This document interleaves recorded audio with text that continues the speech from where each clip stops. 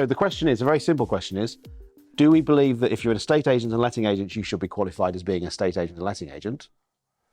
Do you believe that if you're a marketer, you should be qualified as a marketer? I believe we'll... Sorry, go on, Kirsty. I think you should be skilled in your role, and that means a qualification.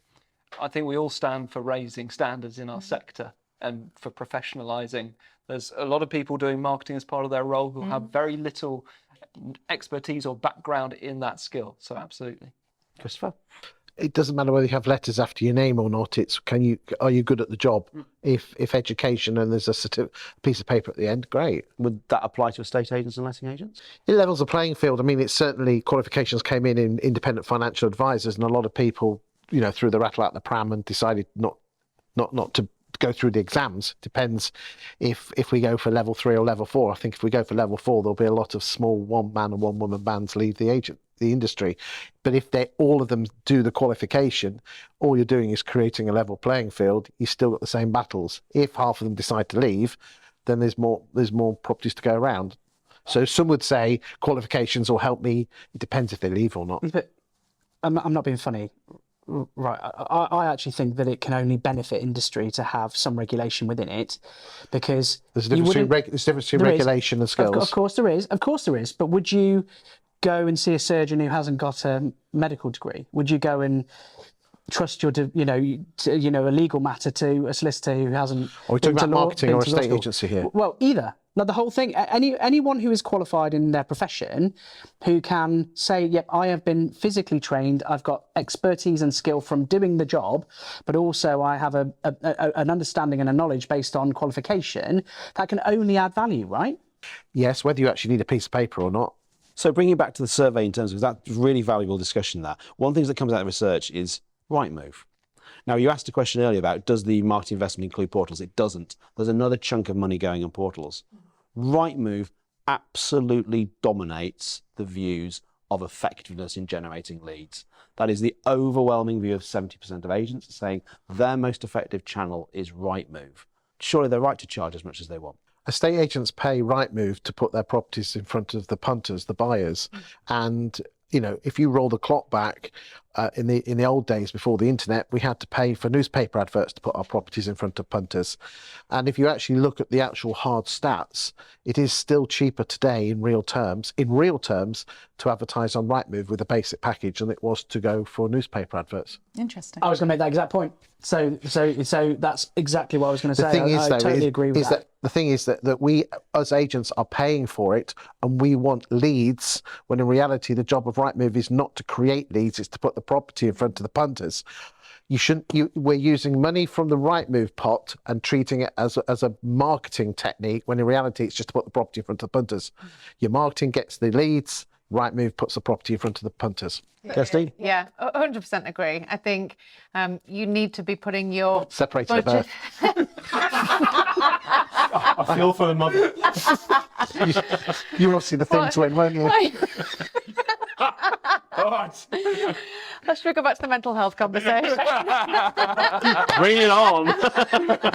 I agree with him, Simon. I agree with him. In the research, social media, word of mouth, canvassing and direct mail came out as the dominant channels. And in every case, growth agents do those things more. Yeah. Does that order surprise you?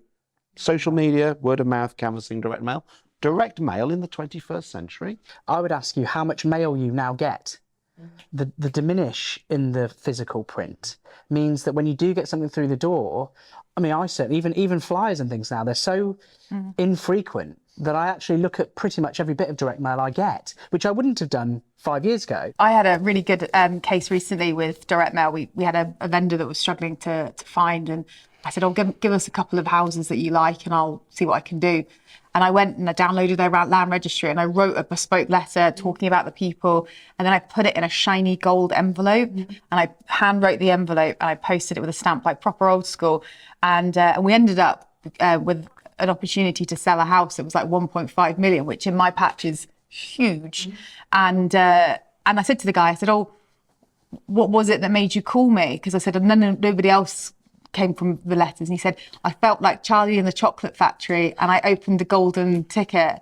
He said, I was so excited by what the golden envelope was. I needed to know what was inside it. And your letter was so compelling. I then called you. So Facebook, Instagram, LinkedIn and TikTok now dominate social media channels. YouTube. Should I be on all four? Where's your YouTube? It comes down, it's number 5. Number 5. TikTok has overtaken. Wow. But not for consumers, interesting enough, and you'll see that in the next survey we publish. But do I, as an estate agent, I'm busy, I've got regulation, I've got AML, I've got material information, I've got this, I've got to do my property market qualifications. You want me to be on more than one social media channel? It's not even possible. How is that? It's fine if you've got a big company can do it. Isn't that the answer? I don't have time to do all these social media channels. If I was talking to a single or 2 branch agent, I would be saying put your focus on Facebook and Instagram, both in terms of your organic social media, then using those platforms for paid social media as well. Meg, I'll let you come and talk about TikTok in a minute, but I think for me, TikTok definitely has a place, but it's much more around personal brand. Megan? No, I totally agree. I think the thing is, with any social media is you have to think about what am I doing this for? And if it is, as we talked about earlier, about brand building, whether that be personal or the business, then, you can be a bit more flexible with it. Realistically, the best way to be hyper local is using things like Instagram and Facebook. TikTok is getting there. It will. The thing with TikTok is it can reach a massive scale very quickly. You can literally, like, it's funny, people say, oh, I know you got 300 views in it. I'm like, well, if you had 300 landlords in the room with you, you'd be delighted. And I think it gives you an opportunity to widen that net, and you might pick up things that you wouldn't normally. But I think for me, the importance of social media is to not let it be an ego stroke. It is absolutely about lead generation. And I think taking the time to build out your meta duo of Facebook and Instagram is a really simple way of doing it. The issue for a lot of people isn't the management of the channels, it's the creation of the content that goes into them. So the big problem that a lot of people we speak to face is, yeah, we've got a Facebook and we've got an Instagram and we've got a YouTube channel and we've got LinkedIn for a business page. We just don't have enough stuff to put on there. And I think, and that's where people often fall down. And that's usually the dilemma for business owners. Like, oh, I know I need to do this stuff. I know I've got to get it done, but how can we do that? And Toby and I have the same line on this: is pick a day. The most fallow day in your calendar monthly, make that your content creation day, put one person on the phones in January and then swap it round so it's fair, and then get everyone making stuff like Billy-O on one physical day, and then schedule. I think on that as well, I think that some people don't dive into social media because they see it as a distraction, as something you don't have time for, but don't view it in isolation, because the things that you put on social media can also be used elsewhere in a strategic marketing way. If you're creating really educational, informative content, send that out to relevant people on your database, build a knowledge hub on your website, put it on your blog, utilize this in more than one way and repurpose it and extract as much from it as possible. So it's not just about social media. It goes on social media, but it feeds into other areas of your business as well. We're massive advocates for saying, well, look, if you've made this great bit of content, it's really interesting. You've used, some statistics from something Chris has put out online and made something really compelling, right? Use it again. That it's not going to date. Repurpose. Repurpose, reuse. So, round the table, what kind of content? I'm going to come to one recommendation shortly, but what is the content people should be putting out there? I've mentioned it before, but for me, it's the thing that's worked the most, which is educational content, especially for lettings, where we're so rife with legislation. Help clients to understand how little they know, so that they need your help. Landlords need a huge amount of educating, so create FAQs. Write down the most frequently asked questions that come up with tenants, landlords, vendors, buyers, and you should easily, between those 4 categories, come up with 100. 2 a week, that's a year's content.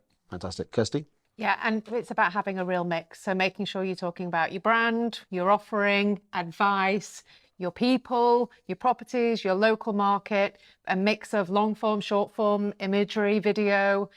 It's all about variety. All your listings and pie charts. That surprises me. You gave that answer, Christopher. I'm generally surprised by that. No, I do the stat show each week, and I go onto most agents' Facebooks, and obviously it's listings, pie charts, and also testimonials. Yeah, that's it. That's all we need. That's all you need to put in. No. People go to experts, and you're not going to prove your expertise by showing people what you've listed. You should put your listings on, and again, listings do get a lot of likes and comments and engagement, but they're just vanity metrics. The content you need to be putting out are the questions you ask, you educate. So everyone's obsessed about the value of their own home. So why aren't you talking about house prices? I find we're fascinating that we are the gatekeepers to the second most interesting topic in the world to the Brits. The first being help me out here, kids. The weather. Okay, but all we do is just show our listings. Listings will not show our expertise. Chris, one thing on social media. People, the who, all about the who. Every agent on paper does the same job. They all let and sell houses. Let's put some personality in and showcase who will be helping you move. Megan? Storytelling. I think that we underestimate the power of a good story. You know, when they're down the pub and they talk about the amazing agent that saved the day at the last minute by, you know, getting the right paperwork to the right people or whatever, those stories are really powerful online. And I think that we don't share enough storytelling. 92% of agencies run their marketing internally. It's split equally between those where it's a full-time marketing department, you have that probably in numbers, or it's part of the job. Can you do marketing if it's just properly, if it's just part of your job? So I think the short answer is you can do elements of marketing as part of your job. You might be, you know, good on email marketing. You might be good on social media. You might be good at design, so putting some brochures together. But fundamentally, if you want your marketing to be successful, you've got to invest money and time into it across all channels, not one small area of it. If we're going out to the people out there and say, there is one thing you need to do in 2025 in your marketing, just one thing you need to really be thinking about this year, what would it be? I think you should watch Simon Ledbetter's face very closely when I say this. Only 10% of agents are using Net Promoter Scores. No!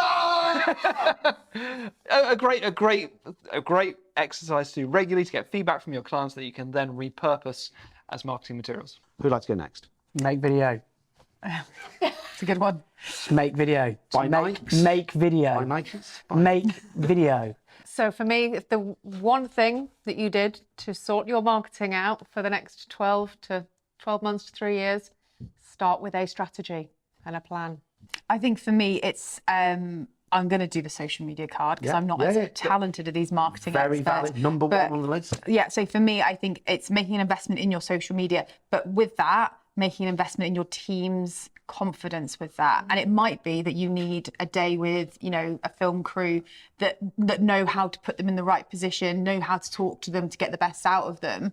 You know, make a little bit of an investment because it will come in twofold. Christopher. First, find out where your audience are, and local Facebook groups are simply the best because you have to live local. The only people that join local groups are people who live locally, and 100% of homeowners live in the home they own. No, it sounds obvious, but true. You know, you'd have to pay for advertising. XYZ Housing Estate Facebook group. Who's in the group? Yeah. People live in the XYZ Facebook group. Then just create content that helps them. And I think the best one is this. Why don't you just talk about the property market? Not what you're doing, what's happening in the market. If you do that, you'll be interesting. And if you're interesting, they'll get to know you. If they get to know you, they get to like you. And if they like you, they trust you. There you go. Da-da-da. And my final point is very simple. Read the voice of the agent. We've got the views of 1,000 agents here, and we know what the best ones do. If someone gave me a book, The Voice of the Marketer, which interviewed 1,000 marketers, it does exist and I do read it, which tells me what the best marketers do, I'd go and read it. So please, read it, take part next year. We've got 4 parts of the survey this year. We've just done sales, lettings and the market. We're about to do PropTech, AI and portals. We then do politics, regulation and the housing market. And finally, we do a big survey of consumers. So everything we think is bounced against about homeowners and tenants and landlords think, and we reflect it back to really learn from our market. Thank you very much.